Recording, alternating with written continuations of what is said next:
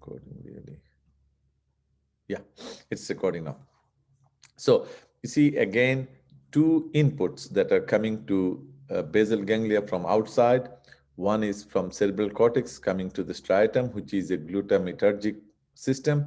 And remember, glutamate is a excitatory neurotransmitter. So this is an excitatory stimulus. And then from thalamus to the striatum, that is considered to be glutamatergic as well. And then these are others are just intra-basal ganglia connection. One, which is very important, is coming from the substantia nigra, which is a dopaminergic, really neurotransmitter is dopamine that is connected to the striatum. Okay, and the thalamus is getting signal from globus pallidus internum and substantia nigra, again substantia nigra pars reticulata, and then their connection to thalamus are both GABAergic, and GABA is a inhibitory neurotransmitter. Okay, so again, how the loop is completed. So you see the cerebral cortex sends signal to the striatum. Striatum is connected to other two parts of the basal ganglia, which is globus pallidus internum and substantia nigra. And substantia nigra and globus pallidus are feeding or signaling to thalamus, and thalamus again signaling to the cerebral cortex. So that's how you complete the loop, right? Cortex to striatum, striatum to globus pallidus and substantia nigra and globus pallidus to thalamus, thalamus to cortex, right? So that's how the loop is completed. So that's one thing. And again, we said the biochemical path, three biochemical pathways there. Main one is nigrostrial, one is, which means from the substantia nigra of the basal ganglia to the striatum of the basal ganglia again, and that is a dopaminergic system. Intrastrial, within the striatum, you see within the striatum there is a cholinergic system, interstrial cholinergic system, and GABAergic system. Okay, so look at the GABAergic system. Where is the GABAergic system connecting? Mainly from basal ganglia to the thalamus. Which part of the basal ganglia the signal is coming? Globus pallidus internal segment and substantia nigra. Both of them are GABAergic, and they are communicating to thalamus, and thalamus eventually will connect to cerebral cortex, right? So these are the three major biochemical pathways involved in the basal ganglia function. Now, the disease is most common diseases that you should have yet at least a basic understanding. One is the Parkinson's. Now, one basic thing is that the damage to the basal ganglia or malfunctioning of the basal ganglia can produce, it control the motor function, right? So as it control motor function, so the abnormality of the basal ganglia will create problem in the motor function. Now, two major uh, motor function, problem are, one is called hypokinetic, which means lack of movement. The other one is just the opposite side, which is called hyperkinetic. Okay, hypokinetic means you lack of movement, and hyperkinetic means it's exaggerated movement, too much movement. Okay, so those are the two opposite things. One is called hypokinetic, the other one is hyperkinetic. So both of them can occur in case of the damage to any part of the basal ganglia. Okay, so now, most important, you see, and one of the oldest neurodegenerative disease that was described was Parkinson's disease. In fact, someone called James Parkinson, he described this disease in 1815 or 17. I believe it's 1817, so early 1800. That's when James Parkinson, he described a disease because of the lack of neurotransmitter in neurodegenerative disease, and because of he introduced his first, the disease is called Parkinson's disease. Now, Parkinson's disease will have both components. I said basal ganglia problem can give rise to two different type of problem. One is hypokinetic, one is hyperkinetic.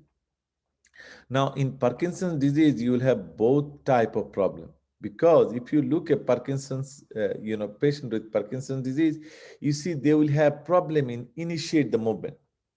Now, if you can push them to start the movement, then they can continue at some point. You see, at different level of the disease, but they have difficulty in initiating a motor response. So that is a hypokinetic situation. But the other end is hyperkinetic. You will see Parkinson's disease people will have rigidity. You see, if you test their muscle tone, you see the muscles are spastic. Okay, they have increased tone and they are in some sort of spasm depending on the severity of the disease. So the muscles will be spastic, will have spasm, muscle will be more rigid. That is one thing. And another very common feature that even laymen will also know, that they have the resting tremor. While they are sitting without any motor function, you will see they have resting tremor, which means this is too much motor function, right? Because you don't have any intention of doing any motor function. You're just sitting quiet, sitting idle, taking rest, but you are having tremor in your hand. So that is exaggerated. So that is what type of problem is this? This is hyperkinetic, right? This is hyperkinetic problem. Now, there are other situations, like one is called chorea.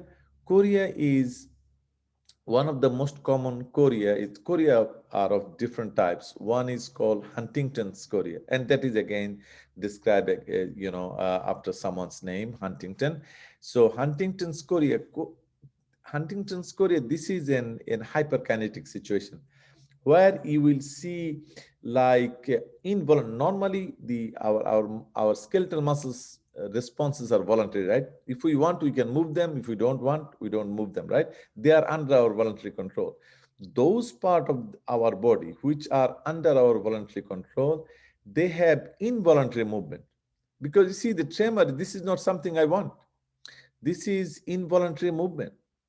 But these muscles here these are skeletal muscles. They should be under my voluntary control. But now, because of the damage to the basal ganglia, now their movement are now involuntary, and that they are beyond my control.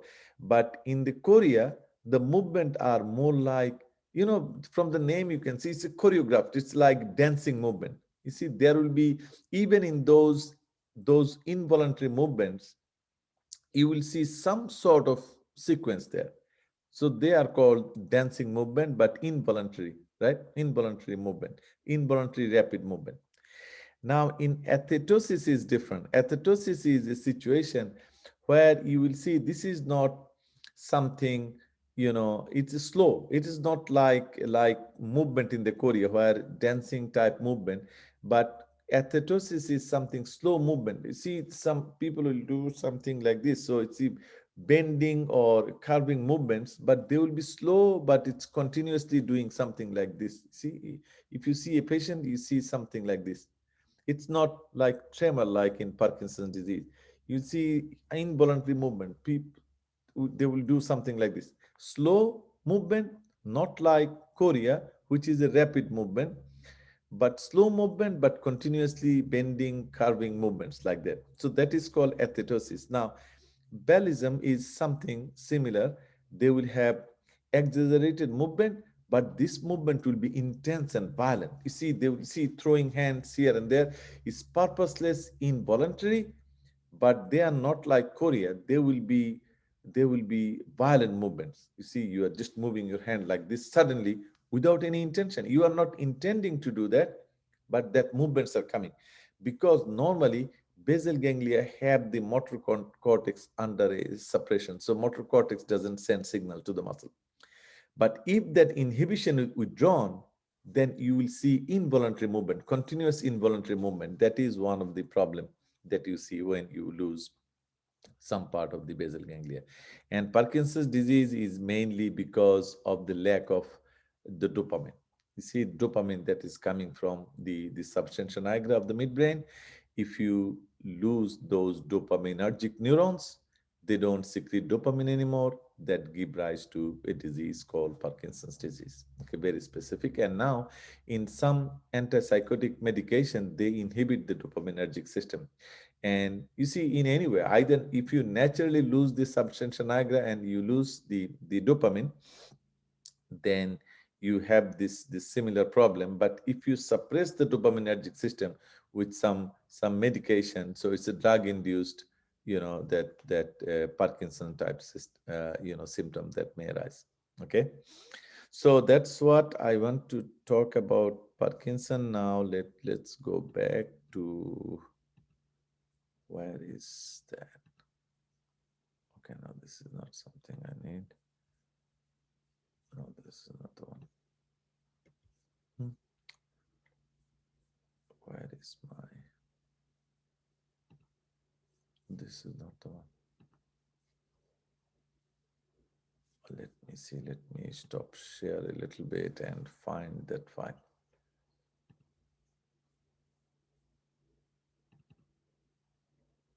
Okay, so this is the one that I want to share. Okay, let's start sharing again. Okay, so you see my screen, right? Okay, now, so this is cerebellum. If you look at cerebellum, so what my plan is to, on the next day, our next class will be, next meeting will be March 9th, right? Is that true? Let me double check. March, so today is what? Today is 4. So March 9th, yeah. So on March 9th, I will take you to the growth lab, okay? So that you will have a good idea of where the thalamus is, where the hypothalamus is, where the cerebellum is, how the cerebellum look like, how the, all other parts look like. So I think that will be a good experience. So after that, when we talk about those areas, that will make more sense to us. Actually, it's not completely, imaginative. So you have to imagine everything. So you have to, do any of you work on the brain for your research? Oh, so you must be working on pituitary, right? Yeah, I was gonna say kind of. I will take the mouse's brains and then take the pituitary, and that's all I do. But you see, yeah. but the thing is that the thing that you ignore when you take the pituitary, that is the thing that we are talking about. Because do you remember? So once I did it actually a lot in the lab. So when you take the skull out, you take the brain out, right? You remove the brain, and then after removing the brain, you work on the thing that is remaining on the base of the brain. You take the pituitary out, right? That's what you Yeah, do. we So call it like the brain flip when we use like a spatula to just like detach the brain from the skull, and then the pituitary is remaining. yes, yes. So you see, the thing that you throw away, that is the thing that we are talking about. So you don't take much, you don't have, you don't give much attention to the brain, because so once you take the skull out, you just quickly remove the brain, and that brain and cerebellum goes with it. And then, those things, I don't know whether you realize it, you can see the optic chiasm that going, you remove the optic chiasm, and then you approach the pituitary, and then you scoop up the pituitary, right? That's what you, so which part of brain you work on? Anybody else work on the brain? Krista and I, we do a lot of work with the hippocampus. So we also collect like the olfactory bulbs and the cerebellum and the prefrontal cortex, but our main focus is the hippocampus. So which animal do you use? I'm sorry? What type of animal do you use for your research? What type of, sorry? No, which animal do you use? What is your animal? Oh, sorry. We use mice. You use mice, right? Okay. Mhm. So if you use mice, is pretty small actually. If you use rat, that give you a little bigger impression, but still there is no match. You see, mice, if you look at mice pituitary and or also the cerebellum and the cerebral cortex, in human that is much more much well developed, and you can see. Have you ever seen the brain, real human brain, or just handle it? Okay, good, good. Those of you who have experience, that's good. This is, but believe me, this will not be scary. I will not take you to the whole cadaver. So it's only the isolated brain, and I will have some brain slices actually from the midbrain and those areas.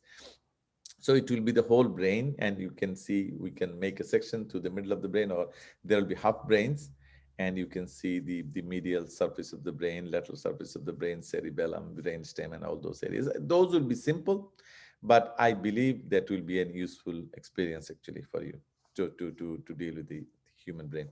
So cerebellum, if you look at this, the position of the cerebellum here, you see this is the pons here. So the brain, again, when we use the term brainstem, we mean three different parts, right? It's midbrain, pons, and medulla. So when you combine all these parts, so if this is the midbrain is a small area, you will see. Midbrain is a small area, and then you have pons, and then you have medulla, right? So these three areas combined together, we call brainstem. So if you say this is the brainstem, look at the position of cerebellum, just behind the brainstem, right? Posterior to the brainstem.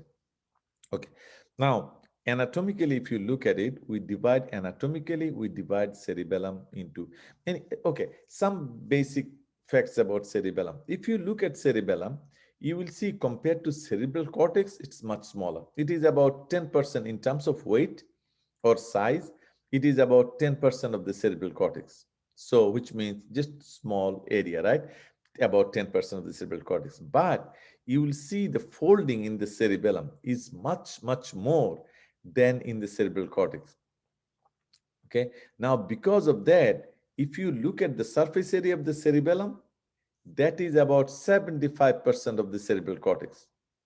So which means even though it's a small area, because of lot of foldings, when you open it up and measure the total surface area, it's the surface area of cerebellum. I'm talking in human. Surface area of cerebellum is about 75% of the surface area of the cerebral cortex. But if you look in terms of size and weight, it is only 10% of the cerebral cortex. Okay. Now, anatomically, we divide into three lobes: the anterior lobe, the posterior lobe, and the other lobe we call flocculonodular lobe. Okay, flocculonodular lobe, and they are divided by two septums. One here, dividing the cerebellum into an anterior lobe and a posterior lobe, and the oldest portion of cerebellum we call flocculonodular lobe. Okay. Now, if you look at a different orientation, you see there are two cerebellar hemispheres on two sides, right? Two cerebellar hemispheres, they are joined together in the midline by an area called vermis. Okay, the vermis is the midline structure. On either side of the vermis, there are two cerebellar hemispheres, right? In case of cerebral cortex, there are two cerebral hemispheres. They are connected by the corpus callosum. So you will see them actually. When you see the brain, you will see all those structures. That will make things very simple, very easy. Okay. Now, so the vermis here, and then this is the two lateral areas we call cerebellar hemisphere joined by vermis. Now, if you compare the lobes here, so this portion will be the anterior lobe, and look at the vermis here, and this is the posterior lobe here. Okay, this area is the posterior lobe, and this is the flocculonodular lobe. This one, okay. Now, this is anatomic division, how anatomically, by looking at it, how we divide. Now, if you look at the functional division, we say there are three divisions. One is vestibulocerebellum. Now, which part we call vestibulocerebellum? We call, you see the nodules of the vestibule of the vermis, and this area we call flocculonodular lobe. You see in anatomy, which is flocculonodular lobe here, that is almost equivalent to vestibulocerebellum. When we talk in terms of functional aspect of the cerebellum, we don't say anterior lobe, posterior lobe, or flocculonodular lobe. We say vestibulocerebellum, which is this area, vestibulocerebellum. And vestibulocerebellum is concerned with mainly with the posture, okay, and the eye movement. So you can see it doesn't control very fine movements, right? It's posture and the eye movement. They are the parts, they are the functions controlled by this particular area of the functional area of the cerebellum, which is called vestibulocerebellum. Now, spinocerebellum is very important. Spinocerebellum is composed of the vermis, and there are some lateral to the vermis, there are area called intermediate zone. So this part is called the spinocerebellum. Okay. Now, spinocerebellum, right? Spinocerebellum means it is getting connection from the spinal cord. So it is getting the information about the different part of the body, right? The position of the body. They're all information are coming in the spinocerebellum. And spinocerebellum also get a copy of the motor plan. You see, when we do something, when we plan to do a motor activity, that copy of that plan is laid to cerebellum. So cerebellum receive a plan of the motor activity, and also through the spinocerebellum, it receive information from the all parts of the body about the relative position of the different parts of our body. And you will see why that is very important. And this portion is the lateral portion of the cerebral hemisphere is called the cerebrocerebellum. Cerebrocerebellum is the part that is more involved in the planning and programming of the movement. Okay, because it is communicating cerebrocerebellum, which means this is a communication between cerebral cortex and cerebellum. What this communication is doing, this communication is helping cerebellum to control, to give its input in the planning and programming of a movement. Okay, planning and programming of the movement is done by cerebrocerebellum. Spinocerebellum is the part that receive signal from all over the body about the body's relative position, and it control you see, ultimately execution is done by the cerebral cortex, right, through the corticospinal tract. Now those corticospinal tract function are controlled by the spinocerebellum. Okay, so those are the functional areas. Now if we go down, okay, now before we go to the next one, cerebellum is connected to the brainstem by three large band of fibers. Okay, three large fiber columns.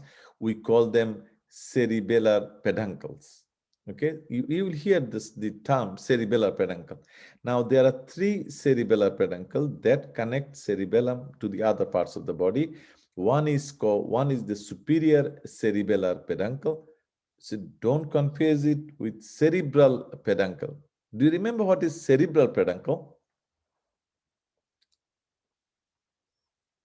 Cerebral peduncle, you will see the cerebral peduncle in the midbrain, right? In the base of the midbrain, through which the corticospinal tract fibers will travel, right? Corticospinal tract fibers will travel through the mid portion of the cerebral peduncle, that is in the midbrain. But now we are talking about cerebellar peduncle, right? The fiber tract coming in and out from cerebellum. Now, superior cerebellar peduncle are mainly the fibers that are coming from the deep nuclei of the cerebellum. Okay, cerebellum contains the cerebellar cortex, and on its base are some deep nuclei of the cerebellum. I will talk about the deep nuclei. So now all outputs from the cerebellum, they arise from the deep nuclei of the cerebellum. Cerebellum receive information from all parts of the body, but output from the cerebellum, they all arise from the deep nuclei of the cerebellum, which are located in the basal portion of the cerebellum, not in the cerebellar cortex, right? They are underneath the cerebellar cortex. Okay. So superior cerebellar peduncle will have the fibers that are coming from, they are efferent fibers. Efferent fibers means going out of the cerebellum. They mainly come from the deep nuclei of the cerebellum. We said all efferent from cerebellum is coming through deep nuclei of the cerebellum. So that those fibers will be bundled in a column we call superior cerebellar peduncle. Now, so this is I will show you the peduncles. Now, pons is here, right? Middle cerebellar peduncle will contain only the incoming fibers, only the efferent fibers, and these efferent fibers are coming from the pons. So the pons will connect to the cerebellum through a bundle of fibers we call middle cerebellar peduncle that connect contralateral pons to the cerebellum. Okay, and inferior cerebellar peduncle, they receive information from the spinal cord, okay, and other parts of the brainstem, and they send efferent fibers into the vestibular nuclei. Okay, so vestibular nuclei are related to the balance, right? Balance. So that they control the balance. So they receive the signal from cerebellar hemisphere and cerebellum, and they travel through the inferior cerebellar peduncle. So three peduncles, I will show you all of them again. Now, as we said, the incoming fibers that they come, all incoming fibers that are coming to cerebellum, they are grouped into two type of fibers. One part type, one input, which is coming only from the inferior olive. Okay, again, let's go back to the medulla. Medulla will have two elevation. The central elevation we call pyramids, and the lateral elevation we call olive. So when you see it on the brain, it will be very simple. It's very easy. So the middle elevation, just lateral to the midline, they are called pyramids. So the pyramidal corticospinal tract travel through that. Okay, so corticospinal tract, another name of corticospinal tract is also, we call it pyramidal tract. Right. So as the elevation is mainly caused by the fibers of corticospinal tract or pyramidal tract, that's why that elevation in the medulla we call pyramids, and lateral to that there is another set of elevation, we call them olive. Now, from the inferior olivary nucleus, the fibers that are entering the cerebellum from the inferior olivary nucleus, they are called the climbing fibers. Two type of fibers. One is this one going up to the cerebellum. From where? From inferior olive, we call them climbing fibers. Okay. Now, all other inputs that are coming to the cerebellum, all afferent fibers coming to the cerebellum from any part of the brainstem or any part of the cerebral cortex or brainstem, they are all those input fibers are called mossy fibers. Okay. So mossy fibers come from different areas, and climbing fibers coming only from the inferior olive. These are two group of afferent fibers that are coming to the cerebellum. Okay. Okay. Now, look at how the termination of fibers. This is something important.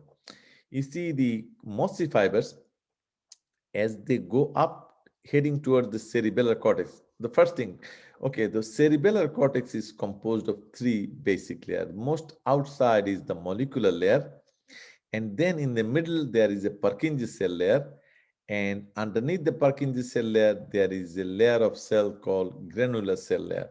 These are the three layers of the cerebellar cortex.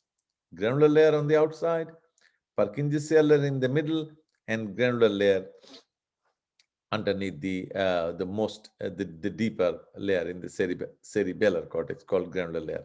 You see, these three layers will form the cerebellar cortex. Now, input fibers coming from all parts except for inferior olive, we call them mossy fibers. As they go up towards the cerebellar cortex, they provide an excitatory stimulus to the deep nuclei of the cerebellum. We say cerebellar cortex here. Excuse me, underneath the cerebellar cortex is the deep nuclei, at the deep nuclei of the cerebellum. Okay. Now, these fibers, incoming fibers, as they head towards the cerebellar cortex, they provide an excitatory information to the deep nuclei of the cerebellum. Okay. And then after that, the fibers keep going up, and then they synapse with the cells of the granular cell layer, the deepest layer of the cerebellum. Now, from there, their exon goes to the molecular layer, and then they divide like a T on two ends. And over there in molecular layer, they synapse with the dendrites of the Purkinje cell. You see, this is the Purkinje cell layer, right? And their dendrites are here. So how the mossy fibers are communicating with them? They go up, they synapse in the granular layer, and then go all the way up to the molecular layer where they synapse with the Purkinje cells. That's how the molecular, the mossy fibers, which are coming from all areas except for inferior olive, they terminate. Now look at the termination of the climbing fibers. Now, source of the climbing fiber is only, the origin of the climbing fiber is only in the inferior olivary nucleus, which is in the medulla. And you see, as the fibers go up, like the mossy fibers, they do the same. They send an excitatory fiber to the excitatory connection to the deep nuclei of the cerebellum. Okay. And then they keep going up, and they don't do anything in the molecular layer like mossy fibers. They go all the way up in the molecular layer where they synapse directly with the dendrites of the Purkinje cell layer. Okay, so the climbing fiber, they will go up all the way to the molecular layer and synapse with the Purkinje cell dendrites, whereas the mossy fibers, they will synapse in the granular cells, in the granular cell layer, and then their processes will go to the molecular layer where they will synapse with the Purkinje cell dendrites. Okay, so these are the two ways of termination of two type of fibers. Again, climbing fibers originating only in the infraolivular nucleus, and the mossy fibers are coming from all other parts. Okay, so these are the two different incoming fibers in the cerebellum, and there are two different ways they terminate in the cerebellar cortex. And before they go to the cerebellar cortex, both of them, one thing is common in both of them, they send the collateral stimulatory information to the deep nuclei of the cerebellum.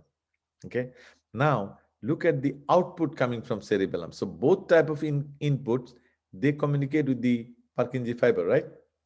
Now Purkinje fiber is the one that communicate with the deep nuclei of the cerebellum, and that communication is inhibitory in nature. You see, look at the inhibition. The Purkinje cell will inhibit the, now deep nucleus of the cerebellum is getting two type of stimulus. One is coming from the mossy fibers or climbing fibers, incoming fibers, which are excitatory, and they get another information or another stimulus from the Purkinje cell layer, and that is inhibitory. Okay, so these are the influence that deep nuclei of the cerebellum are under. They are under two type of influence. One is excitatory influence coming from both incoming fibers, both climbing fiber and mossy fiber, and they are under inhibitory influence from the Purkinje cell layer. And eventually, all the output from the cerebellum, they come from the deep nuclei of the cerebellum. So the deep nuclei of the cerebellum, they receive excitatory information from all incoming fibers to the cerebellum, and they receive inhibitory signal from the Purkinje cell layer in the cerebellar cortex. And so they will decide, they will compare these two, some excitation, some inhibition, and depending on the situation, either they will send excitatory output or they will do inhibitory output. But all output from the cerebellum will come from the deep nuclei of the cerebellum. Okay, so very important, deep nuclei of the cerebellum. Look at the deep nuclei of the cerebellum. There are four nuclei, four sets of nuclei, deep nuclei. One is called the vestigial nucleus, and then another is called globose nucleus and emboliform nucleus.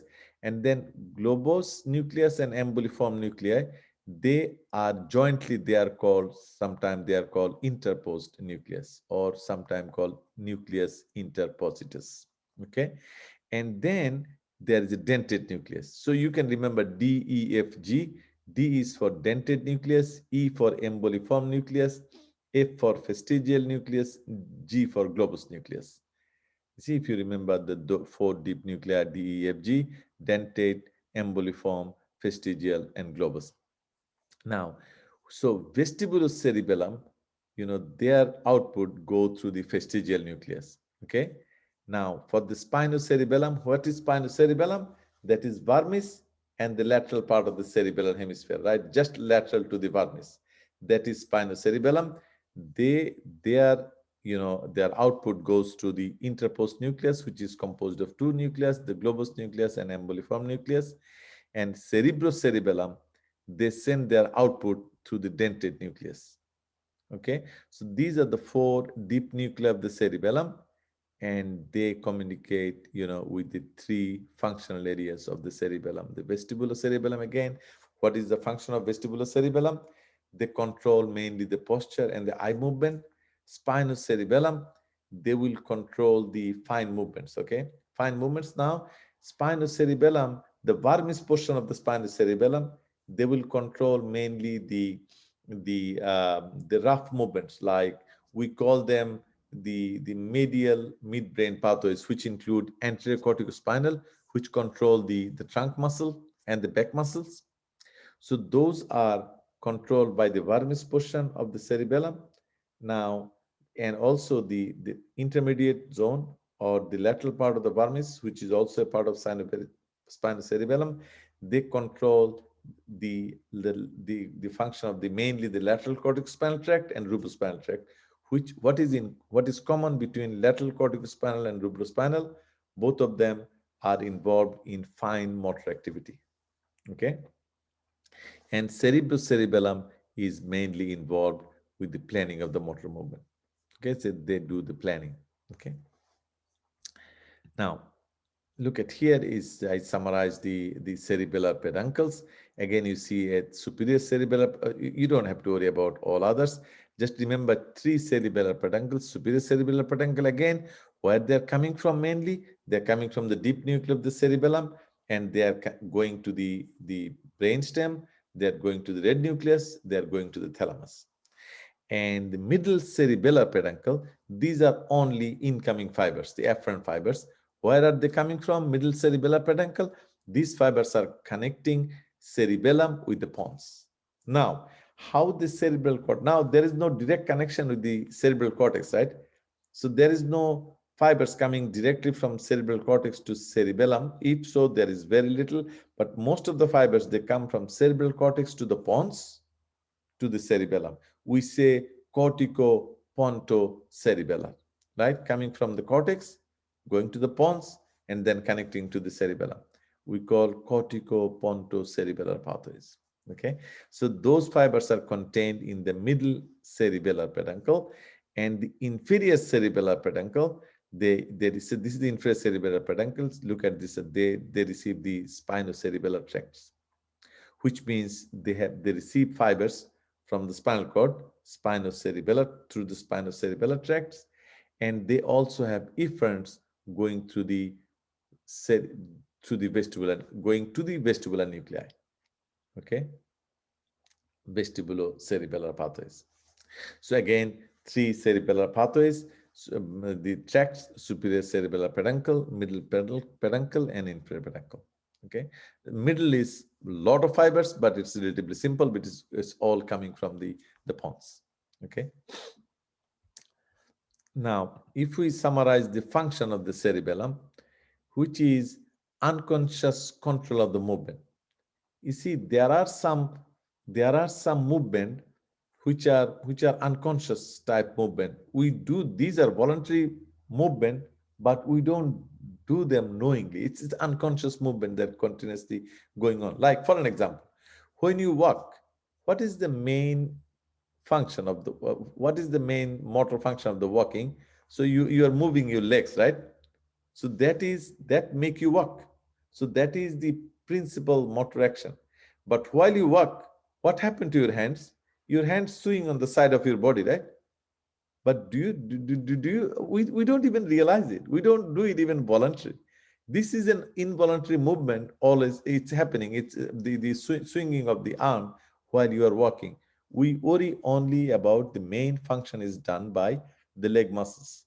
See, they are moving in a way which is very well programmed, and that is done by basal ganglia. If you lose basal ganglia, we lose that coordination. Okay, so unconscious motor control of the motor movement, that is one of the function of the cerebellum, and regulation of rapid program movement. So if you say, like, if you do some rapid movements, and they have to be well programmed and well coordinated. But programming and main coordination is done by basal ganglia. I will tell you what the role of cerebellum in it. So, okay, and then it controls the posture, the muscle tone, and equilibrium. Okay, so muscle tone, because it receives signal from all parts of the body about the relative position of our body, so that it can control the muscle tone, the equilibrium, and posture. All right. Now, so this is a summary actually. So this will summarize the function of the cerebellum. Now, look at what, okay, so we said there are several areas of the brain that are involved in a motor function, right? Planning of motor function is not done in the corticospinal tract, right? That is done in the forebrain. That is the frontal cortex. We call it frontal cortex, that plan a movement.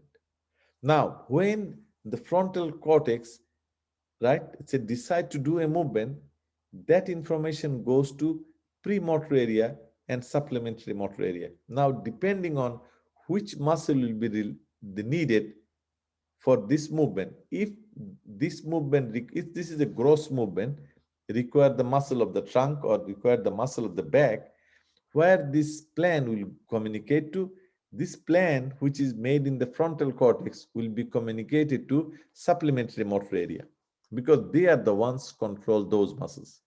Now they will plan the movement, and they will communicate the basal ganglia how to program that movement. Now basal ganglia will make fine programming of the movement and compute all these, the muscle, which muscle will move, which muscle will not move, what type of tension will develop in which muscle. They are all done in the basal ganglia.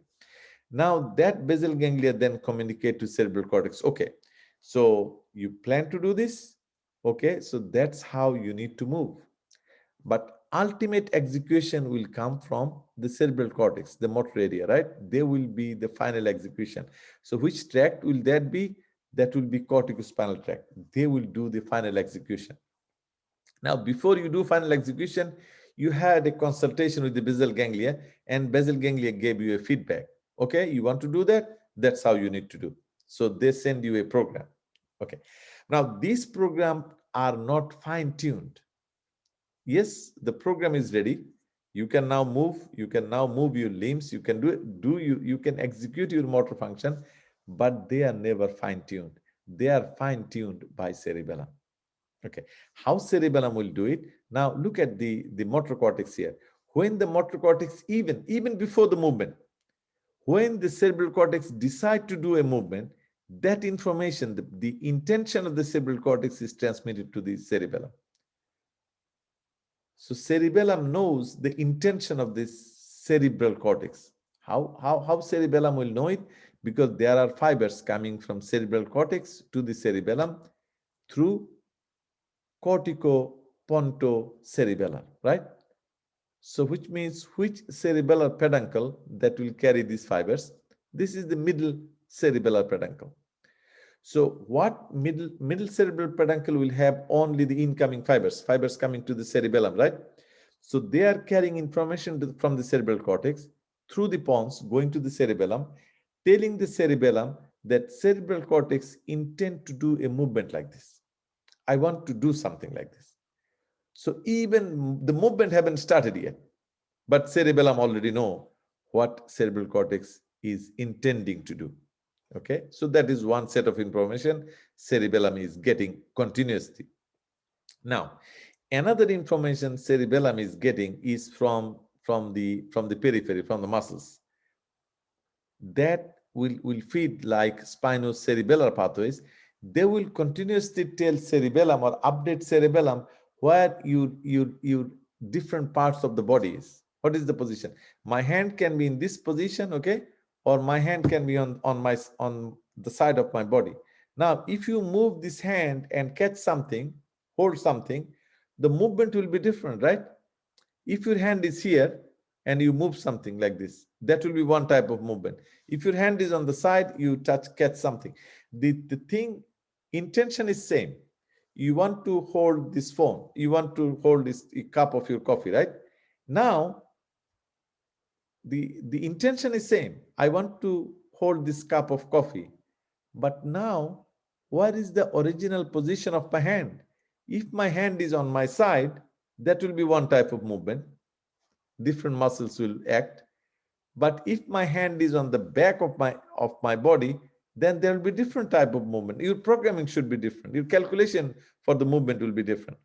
So cerebellum get two information. One, it get the information about the intention of the cerebral cortex, right? And then it will know the position of the body parts. This is something important. Now, cerebellum, now it gets two information. Now actual movement starts. Now my hand start moving, right? Hand start moving. Now as the hand start moving to achieve that goal, that also cerebellum get an information from that as well. What is the actual movement? Now cerebellum now calculate it. Okay, the intention is to hold the coffee cup. Now, the way the muscles are moving, it will either undershoot or it will overshoot. You see, you move, say, I want to touch the tip of my nose, okay? Tip of my nose. So that is normally I do. So you see, every time I touch the nose like this, right? Now, if you take cerebellum out of this equation, what will happen? Loss of cerebellum will not cause any paralysis of any single muscle, which means they are not the ones that are doing the action, but they are working on the background to correct the action. If I want to, if you take the cerebellum out of equation, you see your hand will move like this, and eventually you will touch like this. You see, you do something like this. Either you go up or you down, and then after several attempts, you eventually will get there. But that is not something we do, right? If I intend to touch the tip of my nose, I just smooth it. It just stop there. If there is no cerebellum, it will do like this, and then eventually it will go stop here. And if you don't have cerebellum or if you don't have basal ganglia, you may just step on it can be painful. But as we have basal ganglia intact, cerebellum intact, the movements are very nice, very fine, very well tuned. Okay. Every time I want to touch the tip of my nose, I can do it. So how cerebellum can make this corrective adjustment? For that to happen, you need to know what you are intending to do, right? So because if cerebellum doesn't know whether you want to touch your forehead or you want to touch your lip or you want to touch your tip of your nose, if cerebellum doesn't know it, how can it make corrective adjustment? You see, so which means cerebellum need to know the intention of the cerebral cortex, what cerebral cortex is trying to do. That is one thing cerebellum need to know. And another thing is the cerebellum need to know where the initial position of my finger is. If my finger is here, movement will be one. If my finger is here, movement will be different. If my finger was here, movement will be different, right? Do you see the difference in movement? Different muscle will move from here, different muscle will move from here, different muscle will move. So cerebellum, one thing is that it will know the intention of the cerebral cortex. Number two, it knows the position of my finger, the one that will eventually move to execute the function. Two things. And three things, as my finger started moving towards the action, it can calculate how the movement is going on. If cerebellum realized that actually the intention was to touch the tip of the nose, but the way the finger is moving, it will eventually go to the forehead actually, which means overshooting it, right? Or intention is to touch the tip of the nose, but the number of signals that are sent, the movement will stop here. Either here or here, either overshoot or they will underperform. But then after several, then you eventually touch it without cerebellum, because your muscle is not paralyzed, your cerebral cortex is good, your muscle is good, so you can eventually touch, you can eventually achieve the function, but it will be very rough, very irregular. So remember, even though if you remove the cerebellum completely, you will not lose the function of a single muscle. And then you still have your cerebral cortex intact. The cerebral cortex is the one that is executing, right? The motor function, and your muscle is the one that are doing the job. So the signal is coming from cerebral cortex, they are fine. It is executed through your skeletal muscle, they are fine. Only thing remaining here is cerebellum. Cerebellum is out of picture. So you can do like this and eventually you will do it. But if you have intact cerebellum, your movement will stop precisely here, because cerebellum knows what you want to do. Cerebellum knows where is the part of the body that will be moving, and cerebellum also know how rapidly or how slowly they are moving. If cerebellum realize that it is moving too slow, okay, so they will send corrective adjustment, so it will move there. Or if they say they are moving too fast, they will overshoot, they will send some inhibitory signal, so the movement will not go that far, the movement will stop here at the tip of your nose. So you see, for that to happen, the connections are absolutely important, right? If the cerebellum doesn't know the intention, how it will correct? Okay. Also, it get the information, it know the information of the cerebral cortex, but it doesn't know the position of our body. Still, cerebellum cannot do it. And it knows the intention, it knows the position of the body, but it still need to calculate how quickly or how many signals, how rapidly or how slowly your muscle is moving to achieve that function. So when the cerebellum, the circuits in the cerebellum, they will do all those because they are getting information from two type of fibers, right? Climbing fibers and mossy fibers. So now these things will be calculated in the cerebellum, and the deep cerebellar nuclei will decide whether to inhibit the cerebral cortex or stimulate the cerebral cortex. Okay, because deep nuclei is getting excitatory signal from incoming fibers, and they are getting inhibitory signal from the Purkinje cell. Now they will calculate and then say, okay, this movement, the way the movement is going, it is too slow, it need to be excited, right? So say like 10 signal is coming, that will not do the job, you need 12. So they will add 2 more, they will send some excitation, so it will do 2 more. Or if you say you need 10 signal, 20 signal is coming, they will overshoot, they will inhibit and then make the corrective adjustment. Remember, they will not do the job, but they will fine-tune the job performed by cerebral cortex and the muscles. So, did you get the difference between the function of cerebral cortex and the cerebellum? Okay, good. If you do that, that will do our job. So, any question from any part of this cerebellum?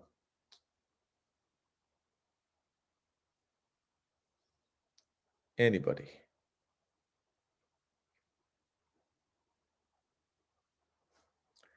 You want to say something? Unmute yourself and talk. Let me stop sharing so that we can. Okay, now we can see each other better. So now tell me if you have any question or concern from this cerebellum. Is there any connection between pituitary and cerebellum? Now this is a pituitary question, right? Or the olfactory bulb and the hippocampus to cerebellum. So two of you, right? You are familiar with the brain. What about the others? What type? Oh, it's fun. Any question or concern? Okay, if not, then we are meeting on, our next meeting is on 9th, right? So on 9th, please come to, okay, so you know, because we will do the lab demonstration in the gross anatomy lab, and gross anatomy lab is, because you know it has the human remains, it's very well protected actually, because there are a lot of legal implication, you know. But you are a UMS student, so that's okay, I will take you there, but you don't have access to the gross lab. Its access is controlled, very strictly controlled access, so because of the human tissue there. So what I will do, are you familiar with the College of Public Health, or called Ron Building now? You don't know what the Ron Building is? Oh, okay. So how do I explain it?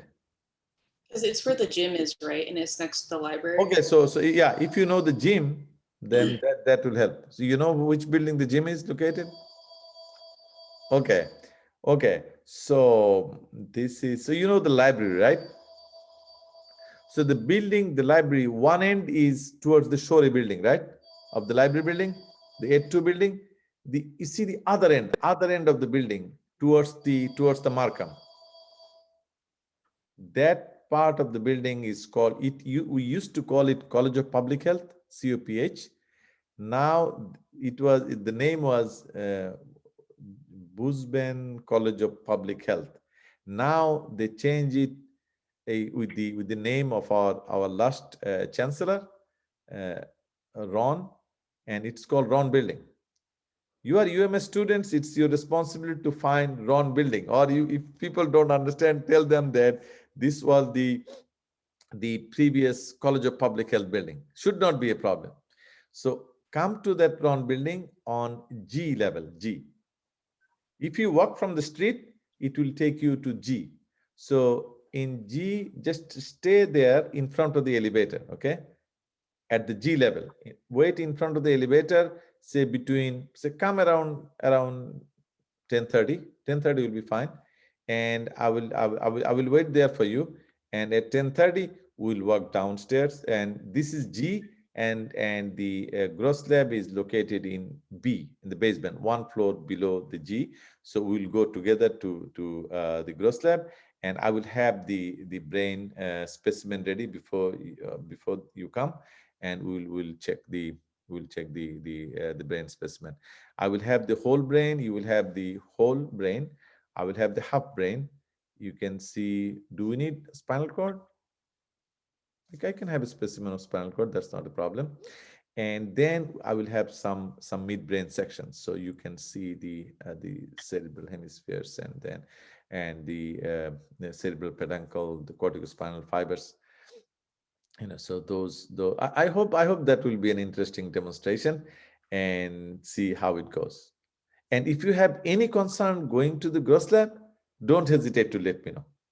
Okay, if you don't, we had medical students who on the day one they come to the gross lab and they just leave the medical school. They say, no, this is not for me.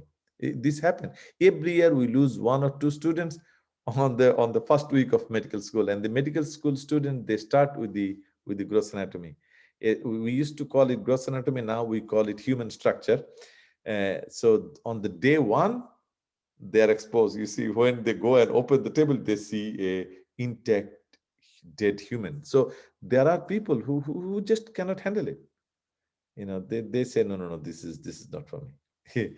So if any of you have any concern, even the slight concern, I can tell you it will not be something something unusual, because you deal with human or animal tissue all the time. It's just like in a bigger way. It's like pituitary or the cerebral cortex in mice or rat, just bigger. And you can see different parts. See, now we are talking about the thalamus, hypothalamus, the pons, the medulla. Sure, you have a good understanding where they are and how they look like, but to see it in real specimen will be very useful. That is my understanding. That's why every year I take the students to gross lab once, actually, for them to have a real life experience, actually, of human brain and related parts. Okay, again, I will remind you again, but we will meet at 10:30 on the G level in front of the elevator. Now, in front of the elevator, there are a lot of elevators. So come all the way to the end. See the end of the building, okay? Because end part is called the public health building. This is continuous. It's continuous with the library building. So like the end down by the parking deck? Yes. So if you it's a parking deck, just across the street from the parking deck. You see, it is connected from the parking deck by a bridge. That goes to level, that will take, if you go through the bridge from the parking deck, that will take you to level 1. That's where the cafeteria is. There is a cafeteria there, small cafe there. It's called Bruce Commons. It's a small area. And so if you take the bridge from the parking deck, so you have to come down 1 level, come to G. So the same parking, same elevators. Or if you walk from the Biomed 1, you see, when you come, you enter the building, you cross the parking deck, you come in front of when you come from Biomed 1 or Biomed 2, you will be coming in from the simulation center, right? Old ER, and then you will see parking deck will be on one side.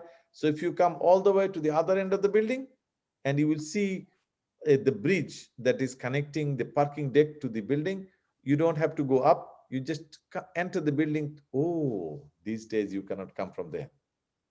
Yeah, we'll have to go. Oh, they have problem. I forgot about it. That part is closed now. Will it be easier for me to meet? Do all of you know the postal the mail processing in front of the cafeteria?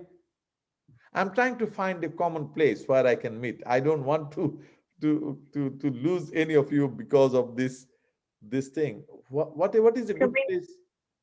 Tell me a place where you are all familiar with. could we maybe meet at Biomed 1 or 2? I think everybody knows Biomed 1 or 2. Okay. So where do you want me to meet you? At the atrium? We can meet where we had a test Huh? outside that room. Outside of which room? The room that we had our test in. Oh, that's the atrium. That's atrium actually. When you come out of the room, that will take you to the atrium. Okay. Okay. Forget about all those complications. So I will meet you at the atrium. Okay.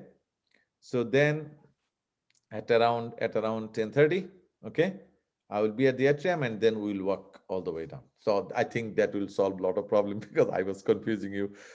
Any of you, if you try to enter from that one, that will be a problem. That is illegal. We go out from that door, but we cannot enter through that door actually because of this screening. I wonder when this COVID thing will go away. I have a quick question. Go ahead. So I was looking at the schedule, and on your schedule you have the March the 11th. That's what we were gonna go to the lab. Yes. I'm sorry I missed maybe the first part of the class. I'm sorry I was late.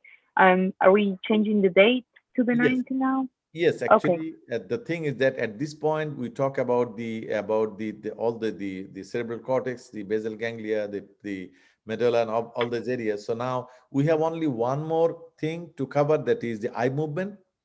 So that we can do later. That's not a problem. But I want to, because we talk about the basal ganglia, the cerebellum, we talk a lot about cerebral cortex. So I want you guys to have an idea how the cerebral cortex or all these parts look like. And then, so okay, thank you for reminding me. So in the schedule, you will see 11th is the lab day. So we'll do the lab day on 9th, and on 11th, I will do the lecture on the eye movement. Okay, is it clear now? Yes, sir. Thank you. Good. And on 9th, I will meet you at the Biomed 1 atrium at 10:30 a.m. So how do you enter the building? So you enter through is there any screening station in Biomed 1 or Biomed 2? So I work on campus every day, and I typically go to the cancer center screening, and then I just go into Biomed after checking in there. So in Biomed 1, Biomed 2, you don't have any screening station. So Yeah, you have to, so you have to enter through the ACRC, right? The cancer center. Oh, yeah. We used to call it ACRC. Now it's Winthrop Rockefeller Cancer. See, all the buildings are having different names these days. So we enter from the, you see, from the parking deck next to the simulation center or the old ER. There is one screening station. Most of us, actually, most of the hospital staff, they enter through that one. Yeah, I usually go through the one by Doc Java. Oh yeah, the Doc Java one is open now, right? Yeah, do all of you know Doc Java? All of you? No, looks like some people. No, I don't. Doc Java is much closer actually, but I don't want to take a chance. I will meet you all in atrium, okay? At atrium, you don't have any problem with atrium, right? Sounds good. Sounds good. Okay, I will meet you at the atrium on 9th at 10:30, unless I do another miscalculation like last Tuesday. So I'm extremely sorry about what happened, but that's so. Hopefully, I will not do the same again. That was a good lesson. To make up a class. Did you mention that? Yes, I did that, but that now looks like we are on course. Actually, we are okay. But if you need any extra classes to cover something else, I can or the review. We have one review day, right? As well on the schedule. So I don't think we need to find an extra day to do that. I just look at the schedule this morning. I think we are okay. We have one extra day actually in the schedule somehow. And that is happening for some time. So I didn't change it. So, okay, so I will see you all and the Biomed 1 atrium at 10:30 on 9th. Okay, thank you so much. Don't do miscalculation like me, okay? That was a bad example. Sorry about it. Thank you. Thank you. Thank you. Thank you. Thank you.